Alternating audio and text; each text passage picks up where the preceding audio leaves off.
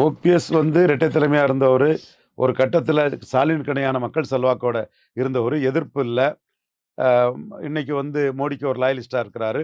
மோடி சொல்லி தான் அந்த அ பதவி கட்சி அவருக்கு ஆட்சி இதும்போது கட்சி அவரே எடுத்திருக்கணும். இரட்டை தலைமையா மோடி உள்ள குடுத்து அந்த காம்ப்ரமைஸ் மோடி சொன்னதுனால வந்ததுனால, அவரு அ இணை ஒருங்கிணைப்பாளரா இருந்து, ஒருங்கிணைப்பாளரே தூக்கி சாப்பிட்டு ஒற்றை தலைமையா எடப்பாடி வந்துட்டாரு. இந்த இடத்துக்குள்ள மோடியின் கருத்துக்கு இணங்க தான் அத எடுத்தாரு. தலைவர் போஸ்ட் அவர் எடுத்திருப்பாருன்னா, இன்னைக்கும் பன்னீர்செல்வம் தான் தலைவரா இருந்திருப்பாரு. எடப்பாடி வந்து கட்சி பொறுப்புல இருந்து, அது பிறகு கட்சி தோத்ததும் அவரு பன்னீர்செல்வம் தலைமையிலேயே தான் எடப்பாடி இருந்திருக்கணும். அந்த இடத்துக்குள்ள பிரதமர் சொல்லி ஒரு முடிவெடுத்ததன் விளைவா, இன்னைக்கு வந்து அ ப எடப்பாடி கையில கட்சி போயிட்டு.